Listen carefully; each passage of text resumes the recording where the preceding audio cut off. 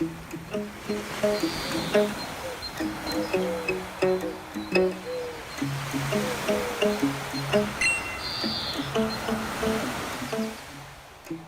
before we start this full video of the Rhodes Cottage Museum, I would just like to inform everyone that this is not an official Braai Adventures video. I am currently busy editing the video to come out next weekend Friday.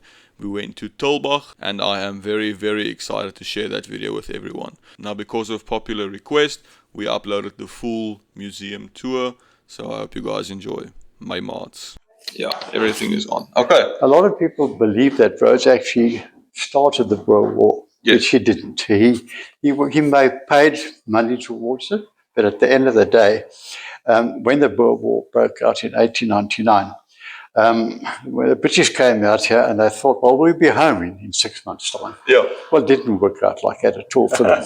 Just the reverse, in fact. Yeah. So at the end of the day, to make a long story short, the British eventually, not being able to win the war, burnt all the farms down, from right to the top, right to the bottom, which I'm sure you are aware of. Yes. And 28,000 women and children died in the concentration camps. Oh, tragic. 24,000 of those people were women. I mean, children. So what happened? This is Emily Hobhouse. So when she came out from England, she nursed hundreds of Boer women and children back to normality, but of course the rest did die in different concentration camps. Yeah. But Lord Kitchener, who was in charge of the British Army, he actually deported her.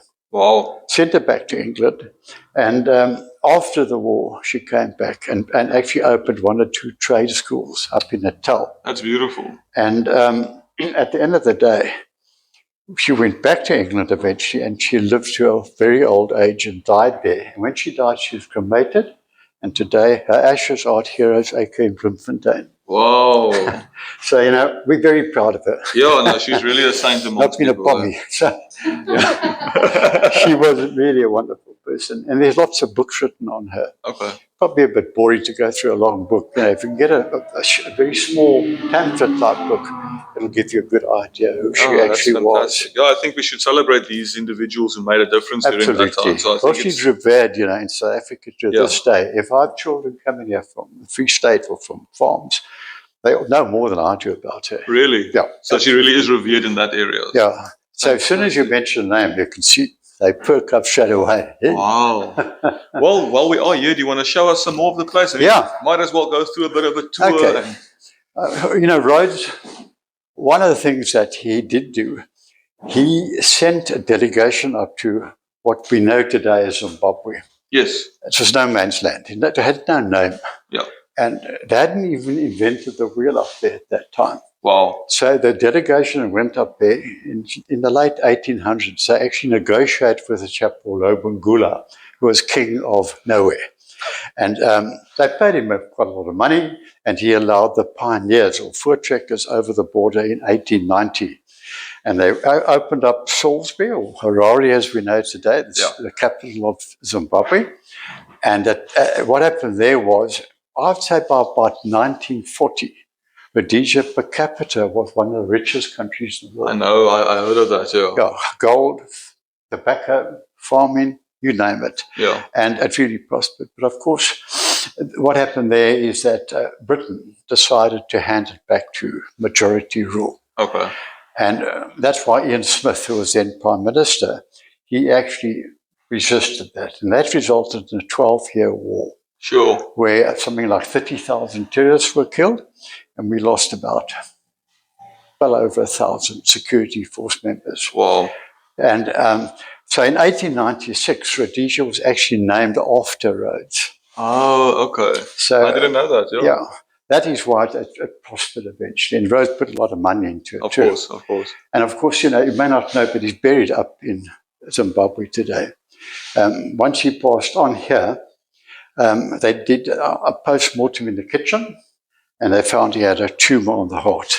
Oh. What we would know today is an angina. If you have an angina, your heart can burst. Yeah. And then, of course, you stay dead. But he survived that, but died of a normal tumor at the end of the day. Yes. So once he passed on, they took him to Groote Skeep for about 2 weeks, and 35,000 people filed through his bedroom to see the body. And then he was taken to St. George's Cathedral for the service, and from there by train to Bulawayo. The train line actually came through Muizenberg in 1882. Yeah. So it has been there for a long time. Yeah. Rhodes actually only came in 1899.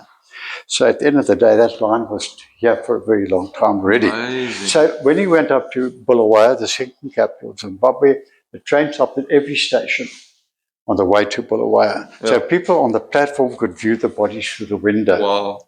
So when he arrived in Bulawayo, there was a police escort waiting for him, and that took him to 60 miles to the Matopos where he's buried today. Incredible. He loved it there because there's nothing there. There's no houses, no farms, no calls. Just nature. Nothing. But the Matabili, the existing tribe, they actually look after that area. They don't live there, but they come in every second or third day. Wow. A lot of respect for the area. Yeah, so it's actually well protected by them from that point of view. Incredible. Yeah. So just a brief history on this side. No, that is incredible. I don't know if you've been up to Kimberley, to the big hole. I've seen it. I haven't been there myself. Okay, I'll show you that now. Yes, please. Lead the way. Right, here we are. So what do we have here? The model. This is the model of the big hole. It's actually built to scale. These buildings are built to scale. So get an idea of the size of the area. That is insane. Now, they found the first diamond here in 1869. Yes. And Rhodes actually arrived from England here in 1870. He had poor health, and they said, if you come to Africa, you'll improve. So, but he didn't live for all that long. Yes. In the time that he lived, he did a hell of a lot. Yeah, so what happened here, when Rhodes arrived here, there were 50,000 miners. And there was a kopje here called Colesberg kopje, and they demolished that kopje in 1 year. And then they went down for a kilometer. And over 3 years, they actually pulled out 3 tons of sparkling gems, probably worth a few trillion pounds. Sure. So they closed the hole down in 1914, at the start of the First World War. But that wasn't the reason. The reason was the diamonds had dissipated, there weren't many left, and underground stream pushing up. You can see the diagram there. It actually fluctuates. So that underground stream flows for 200 miles west to a place called Kuruman. You probably know Kuruman. Yes, we know. And hot as hell up the road from there. Yeah. If you go to Kuruman, there's a huge lake called the Eye or the Oog, and that pushes out 3 million litres of water a day. Wow. And that's fed to all the farms and small holdings in a 10-kilometre circumference via canals. The canals are this wide and about that deep. And the water is just flowing day in and day out. Incredible. Never stop. And that's where David Livingstone, the explorer, met and married Mary Moffat. Her father was a missionary there. Yes. And he went up into Africa looking for the source of the Nile, which he never found. But he found Victoria Falls, renamed after Queen Victoria. Yes. But he went from Mozambique, Central Africa to, not Mozambique, Angola, Central Africa, and down to Mozambique. And of course, Malawi, as we know today. Yes. And his wife had 3 children on the wagon. So he was a besige man. They didn't have TVs that time. By the time the 4th child was due, they all went back to England. But Livingstone came back to Africa. And I only saw his wife a couple of times after that. And the last time he saw was in Mozambique, where she was there for a month and died of malaria. And then he pushed back into Africa, got into Zambia. He picked up Blackwater, which is an extension of malaria, fatal. And he had about 40 guys carrying all his gear. And only 2 stayed with him. They knew he was dying. And he asked them, once he passed on, to cut his heart and his innards out. So once he died, they did that. And they actually buried him under a tree. They carved his name in the tree, which is still there today. Incredible. And they then they packed him with resin or glue from the trees. And obviously tied him up and carried him hammock style for 1,500 miles to the East Coast. When they arrived, they handed the body to the British authorities. And today Livingstone is buried in Westminster Abbey in London in front of the altar. So just a bit of history other than Rhodes here. Okay. Just 2 more rooms. This one is very short. Please, it's very lovely to hear about all these things. Right, so So where are we now? what I want to show you here, these are beautiful photographs. So once we finish the tour, come have a good look around here. But Yes. what I want to show you here is this house. And that's the one you're standing in right now. Oh, It was built in incredible. 1823, so 202 years old. So when Rhodes bought the house in 1899, the railway line was already here from Yes. 1882. Yes. And when he bought the house, it then had a corrugated iron roof. And this house here is that one there, which is right next door to us on this side. So Rhodes had his architect, Herbert Baker, draw up plans for a miniature theatre scale. And this is what we see there next door today. Oh, good. But 6 months before they started work, he died. And a chap called Sir A. Bailey, he bought the land and he actually built the house to Rhodes' specifications. And he finished the house in 1905. And 2 generations of Baileys lived next door here. And they all buried up on the mountain just behind us here. If you want to go up to the shark spotters on Boys Drive, We were just there. We just oh were my there gosh, before we there's came. steps going all the way down to the We tube, saw, which is the yeah. size of this room. It's worth going to, honestly. But coming back, yeah, you've got to be back. It's a long walk. It's all steps. Yes, we saw Steps, it yeah. was enclosed, but we did see the walk from Yeah. there. So, Rhodes, once he died, the house was vacant for nearly 40 years. Wow. And eventually turned into a museum in 1953 and been here ever since. And he also wanted to push a line from Cape Town to Cairo, which never materialized. Because when he died, the line had reached a place called Kapiti Potjie in the old northern Rhodesia of Zambia. And that's where it stopped. But in later years, the Chinese moved into Zambia and they actually opened that line up. But a great friend of Rhodes, a chap called George Pauling, he built the lines in Mozambique, in Angola, Central Africa, and Mozambique and Malawi. So what happened, probably 40 years ago, a chap called Ruan Vos actually got involved. And he owns a railway company they call Rovers Rail. Okay. They were voted last year the best rail network in the world. Incredible. So the train comes here once a month from Pretoria, picks up passengers mainly from England. Yeah. There's a lot of money involved here. Yeah. And they go back to Pretoria, Victoria Falls, and then right across the face of Africa to Dar es Salaam. Sure. Costs you 200,000 rand. But How much? Everything is covered. How much? It's a 14-day trip.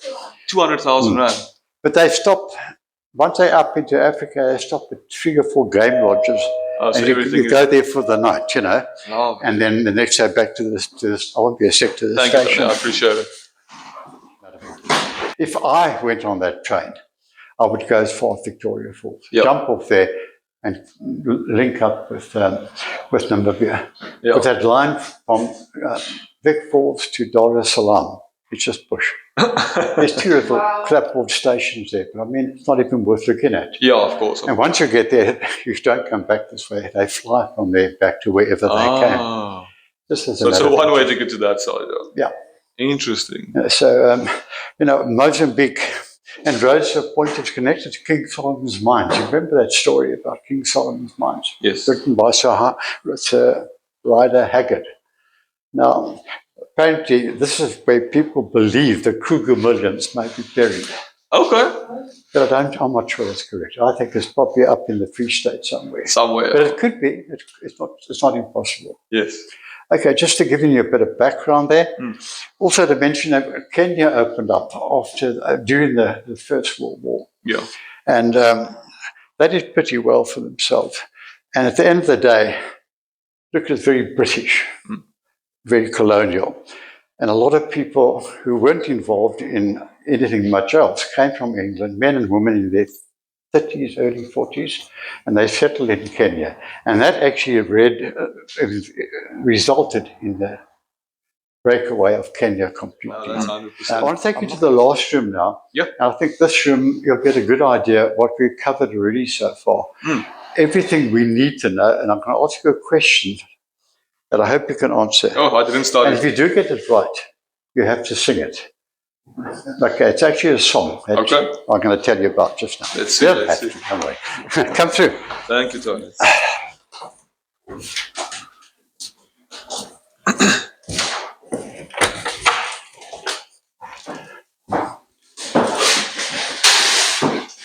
Unfortunately, we had the electricians here. They rewired the whole place. and they broke the actual diorama here. Oh, that's unfortunate. We're waiting for them to come fix it up now. Oh, that's unfortunate, man. Oh, here we go. Okay. Hi, come through. I'm just covering, this is the last room we normally come to and give you an idea about Rhodes. Now, this is where he's buried, at a place called the Matopos, which is 60 miles from Bulawayo. And he's buried just below that big rock there. Now, there's a photograph of the rock and the tomb itself. Okay. Now, what happened here, when he died, they immediately contacted Bulawayo, and they sent people out straight away to start digging a hole for him, because that is solid granite. So they probably sent a couple of, well, close to 100 people to start digging. Mm-hmm. They succeeded in digging a hole with no problem at all. But then they also found the slab of granite at the bottom of the Matopos, which they actually pulled up with about 40 oxen, and then they sculptured to fit over the tomb. So they left the tomb open until they sculptured this, and Rhodes only got there, 20 days later, and that's where they actually buried him. But now, just to talk about the Matopos, Mugabe, the first president of Zimbabwe, threatened many times to dig up Rhodes' bones and send them back to England. Oh. He never got around to it for two reasons. The first reason, this piece of rock here, or granite, weighs 3 tons. So you have a few problems trying to lift that. And secondly, and more importantly, to this day, and in this country too, they believe in a thing called umtagati, which is witchcraft. If you actually desecrate a tomb in any way at all, you will be sentenced to death virtually by your own hand. Yeah. No one's going to kill you, but you will just die. Yeah. So Mugabe's never actually lifted the bones or tried to lift the bones from here. People offer, why would Rhodes want to be buried there? There's nothing there, no kraals, no farms, no houses, nobody. But the Matabele ghost in and out of here, they still live probably about 10, 15 miles away. Mm-hmm. But the reason being that Lobengula's father, Lobengula was the so-called king of nowhere. When the pioneers went across the border and opened up what we knew as Rhodesia, today Zimbabwe. And the unfortunate part is that Lobengula's father, Mzilikazi, is buried just around the corner here. Well, I wouldn't say it's unfortunate. And Rhodes knew about it when he first went here. And he said then and there, I want to be buried here and nowhere else. You know, he owned all the land from Lion's Head to Kirstenbosch. Sure. And this land here. Incredible. And all the mountainside land is the land he actually owned. And Grooterskie Hospital, as you know today, that land belonged to him. Wow. So he gave the land to whoever at that time to build the hospital. Incredible. Now, Rhodes wanted to be buried here for 3 reasons. One is that he knew the sacred ground, that Lobengula's father is buried here. Number 2, he actually brokered peace here with the Matabele in 1896 after the Matabele uprising. And he went up alone. His little group stayed about half a kilometre away. And there were about 50 Matabele waiting for him. And he had a hard time.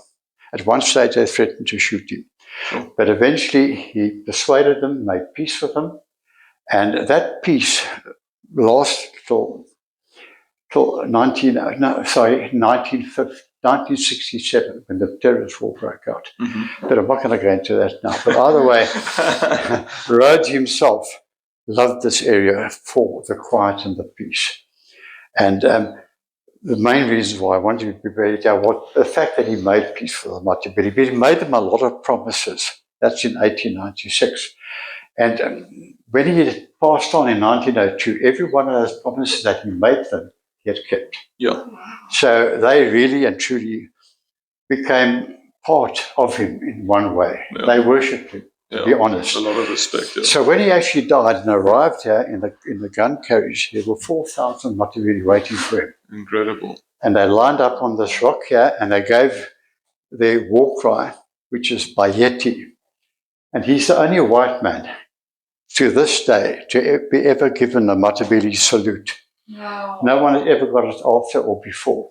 Powerful. One person who may have deserved it is Ian Smith, who was the last Prime Minister of Rhodesia, but it was unfortunate. There was a war going on at that time, and they would never have granted that to him as such, because most of the terrorists were from Zimbabwe, and mainly Matopos. Things have changed, obviously, in that time. So, right, without going into any more detail about this, there are just two stories I want to tell you, which you'll find interesting. The one story is the last battle fought in Rhodesia as it was in 1896. And what happened there is a place called Lupani near Victoria Falls. About 300 Matopos ambushed 35 members of the so-called mounted police, whatever. And they couldn't get out of the ambush that night because of the fact that they were in a situation they couldn't move left or right.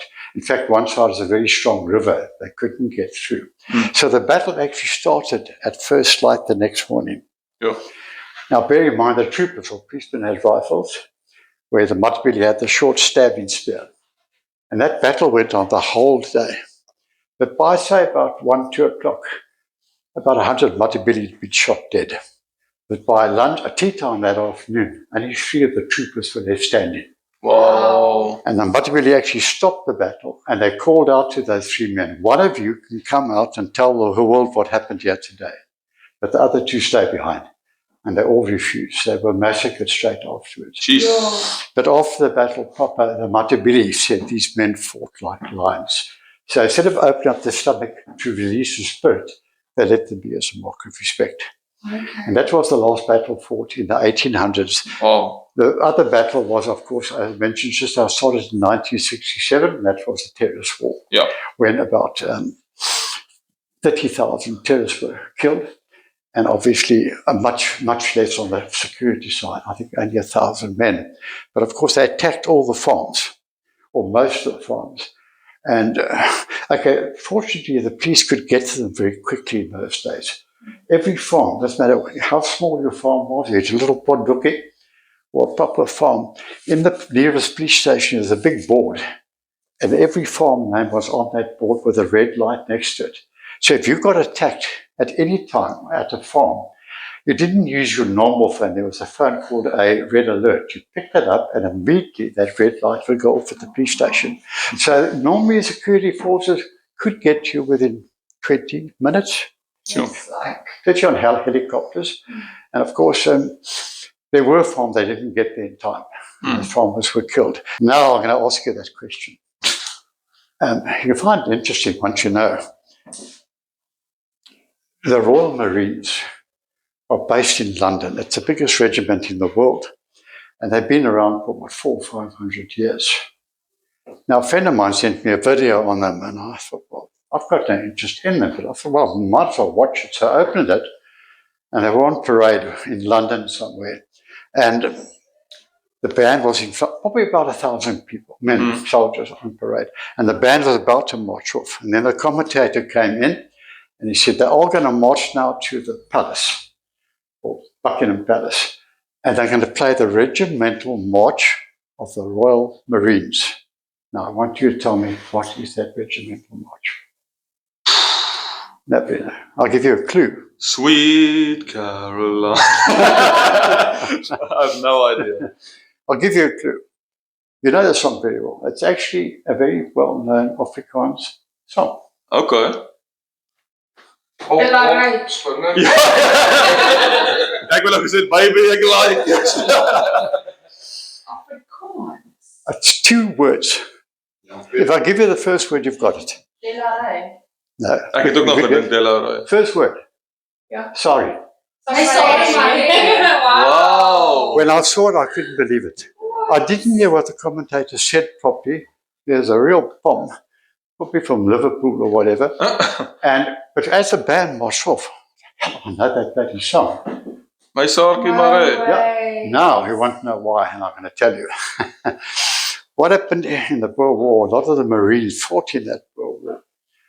Now, just to go back a bit in history, that song actually comes from the American Civil War in 1861. Okay. It's actually named after Ellie Ree. That was the name of the song at the time. And, you know, the songs in the Deep South, mainly from the slaves, stayed there. People didn't get out of the Deep South. Like we take the song like Swing Low, Sweet Chariot, and When Johnny Comes Marching Home Again, all those type of songs were sung there. But when the gramophone came out in 1899, people then put records together right around the world, and the whole world was flooded with records from every country you can think of. You could actually make a record. And that was all put on a record, all those American slave songs. So the record eventually made its way here. And then the ADC to the lady whose husband was ADC to General Louis Botha, was our first Prime Minister. Yeah. She heard the record and she loved it, that particular song, Alivi. And she played it to all her friends, and they actually put their own Afrikaans words to it. And eventually, it is named after Sari Marais. And Sari Marais was the mother, very much loved mother, of the local dominee in Ladysmith. And today she's buried next to General Louis Botha, just a matter of interest. Amazing. Now, of course, the Poms who fought in that war, a lot of them actually went back with that song in their heart, up in their mind. And they passed it on to people. Of course, once a record came out, then it became very popular. What we don't know for a fact is exactly how it got taken on as the regimental march of the Royal Marines. Now, I can presume the person who wanted that song for the Royal Marines had fought in the Boer War and was probably a very high-ranking officer. And he must have approached the commander-in-chief of the Royal Marines and motivated this. That's all I can believe in. And it only came into being as the regimental march in 1952, 50 years after Rhodes had died, and 50 years, in fact, after the Boer War. Wow. So when you get home, just call up on YouTube, Royal Marines, and in brackets, Sari Marais, and it'll take you straight to the band. On parade at the palace, probably a few thousand men on parade. Incredible, wow. Yeah. And, you know, when you see it, you won't believe it. I had a lump in my throat, to be honest. You know, so, yeah. I don't know if you know much about the Zimbabwe bird, which you see up here behind you. Yeah. Now, what happened there, a German explorer in the early 1800s found what they call the Zimbabwe ruins, which is a lost city. No one knows who built it. Have you been there? No one knows who built it. But he found the city. There was nobody there then. And he found soapstone birds about that high. Quite a lot of them. And he obviously took possession of them. And he took them back to South Africa, where we didn't come from, but we brought them down here. And one actually is today at Rhodes' house in Krugersdorp. One Zimbabwe bird. Wow. And of course, the funny thing is, I was at Grootegeluk Hospital about a year ago. I went to see somebody there. And I was just looking around at the hospital from the front. And there are two big, what would you call them? Like rooms on top of the roof, museums, whatever. And on top of each one is a Zimbabwe bird. No way. And I never actually knew that before. Yeah. Yeah, so if you go up there, you'll see one on the southern side and one on the northern side. But you have to look up, and it's quite far away from you. Wow. And if you look very carefully, if you've got a camera, zoom in and take a shot of it. Incredible. Yeah, so I've got mine here. Oh. Let's go. Oh, wow. Very cool. How cool. I want to have another one done. I don't think my wife will allow it. But it's somewhere you go and see it. Yeah, well, yeah, I would like to put it actually on my wrist, yeah. You know, but I sometimes look at people with too many tattoos. It doesn't look nice. But if you've got the odd tattoo, exactly. nothing wrong with that. What meaning it's. Yeah, absolutely. Roads are right, but there was no toilet in those days. So everything was done. That's our old fireplace. And here is a scullery. Now, I hate to say it, but it's probably lasted for 120 years.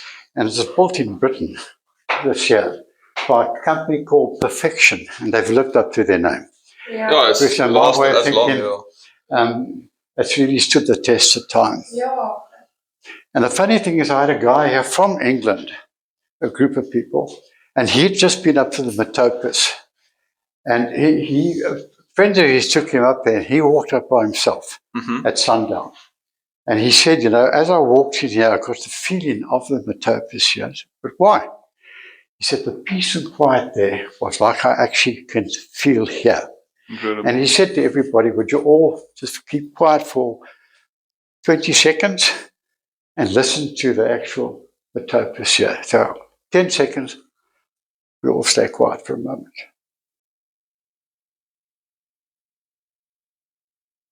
Very similar to what he said. Yeah. And the funny thing is, I don't know who does it, whenever people stand there and listen, the traffic all stops outside. Must be a traffic up there. But in fact, I've never had interference in any way at all. You know. Yeah. Of course, the back part I'll show you now. That was what happens at the back there. There's two rivers coming off the mountain, open rivers. And actually one river comes in here and one just a bit lower down near the old labourers' quarters. And Rhodes, when he arrived here, the weir was already here. So to me, you know, it's quite something. It's just also a lovely area. Let me get the keys quick to open the back door. So in winter, the water comes right to the top here, but it does come off over here and over there. But if the river's in full flow, it's amazing to watch this. There's actual fishing here as well. Well, you know what happened to me one day? I was sitting there. I don't know what happened. I fell in. Oh no! Oh goodness! And I put all my clothes on outside here and didn't dry off before more people came here. Must have been quite a show that day. Yeah. It was, yeah. These flowers you see up here, they're actually called Pride of Madeira. Oh. Rhodes collected seeds on his way down from the top at Madeira, up on the east coast, and planted them here. Oh wow! And today they are on the other side of the railway line too. Yeah. You know, the seeds get picked up by the wind Yes. and blown right across the line. That's amazing. I took a few home, and it took a year to actually come out, but it's grown. The seeds. Yeah. So it's actually. And then you just plant it into the ground. Yeah. But they're very slow moving. They take a year to bloom every year. Really? They only bloom at a certain time, and depending, of course, these are very old. Yeah. But wow. there's about 20 or 30 on the mountain here. But I see they popping up all over the show now. Yeah, they come up everywhere. They actually, I think there was, yeah, here's one by the weir. And that one will come right across it, you know, because it's at an angle, which would be nice. Yeah.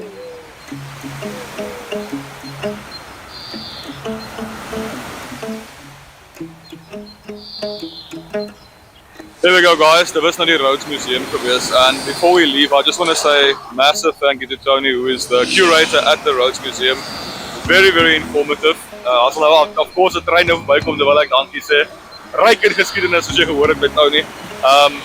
If you guys are ever in this town, go and visit. He really is very passionate about what he says, and it was very enjoyable. You could feel that he knew what he was talking about. And we thank you so much from the Braai Adventure team. Maar nou is dit tyd vir Sean om te skitter, want is tyd vir braai. Nou Sean gaan nou nie op hierdie video braai nie, and I really hope that everyone really enjoyed this little museum upload that we did. We had a few requests, so we wanted to share the entire walkthrough with Tony with you guys. As I said previously, thank you so much to Rhodes Cottage Museum for having us for the day, and I'm going to put the link in the description if you guys want to go there yourselves or support them. But we'll see you next week Friday for our next Braai adventure. My marks.